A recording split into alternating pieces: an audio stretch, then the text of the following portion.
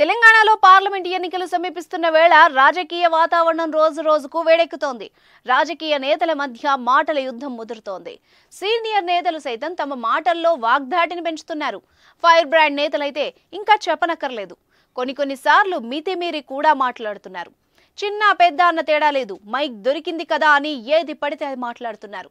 స్వయంగా సీఎం రేవంత్ సైతం పరుష పదజాలం వాడుతున్నారు. తేజస్ అకాడమీ స్థాపించిన 12 సంవత్సరంలో 1918 డిఫెన్స్ ఉద్యోగాలతో పాటు ఇంటర్లో రాష్ట్ర స్థాయి మార్కు సాధించి తెలంగాణ నెంబర్ 1 గా నిలిచిన తేజస్ ఆదర్శమని కూడా చెప్పుకొస్తున్నారు. ఇక అసలు విషయానికి వస్తే మాజీ మంత్రి మల్లారెడ్డి గురించి ప్రత్యేకంగా చెప్పక్కర్లేదు. ఆయన మైక్ అందుకున్నాడంటే ఆటోమేటిక్ గా ఊపు రావాల్సిందే. ఆ ఊపులో మల్లారెడ్డి కాస్త మాస్ మల్లారెడ్డి అయిపోతాడు.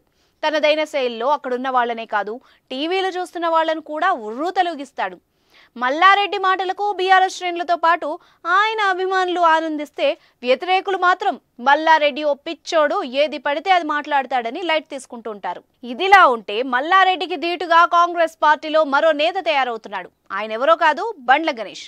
అవును, బండ్ల గణేష్ అనగానే కాంగ్రెస్ శ్రేణులతో పాటు బండ్ల అభిమానులు కూడా ఫుల్ జోష్లోకి వస్తారు. అయితే గతంలో కాంగ్రెస్ పార్టీ అధికారంలోకి రాకపోతే బ్లేడ్తో గొంతు కోసుకుంటానని బహిరంగంగా ప్రకటించి అబాసు పాలయ్యాడు. ఆ ఉదంతంతో కొన్నాళ్లు స్లో అయిన బండ్ల ఈసారి అసెంబ్లీ ఎన్నికలు జరిగిన రోజు సెన్సేషనల్ కమెంట్స్ చేసి మళ్ళీ ట్రెండ్లోకి వచ్చాడు. అదేంటో తెలుసు కదా, పోలింగ్ ముగియగానే రిజల్ట్ రాకముందే డిసెంబర్ 9వ తేదీన రేవంత్ ప్రమాణ స్వీకారం చేస్తాడు. ముందు రోజు నేను ఎల్బీ స్టేడియంలో పడుకుంటానని సంచలన ప్రకటన చేశాడు. ఈసారి బండ్ల లక్ బాగుంది.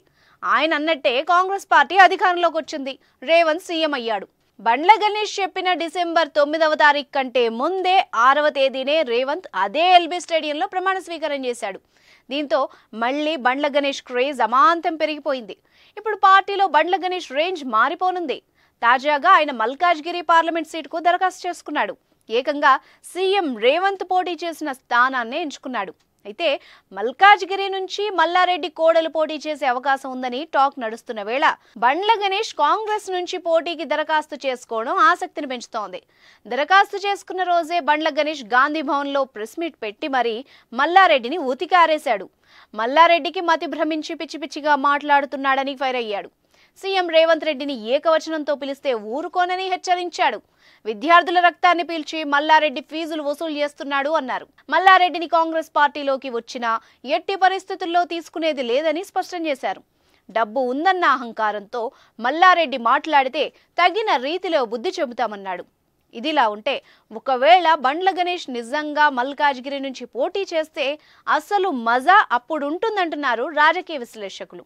అసలే మల్కాజ్గిరి తన అడ్డా అని చెప్పుకునే మల్లారెడ్డికి బండ్ల గణేష్కు మధ్య అసలు సిసలైన పోరు ఖాయం అంటున్నారు. చూద్దాం మరి ఇద్దరి మధ్య మాటల తూటాలు ఎలా పేలునున్నాయో.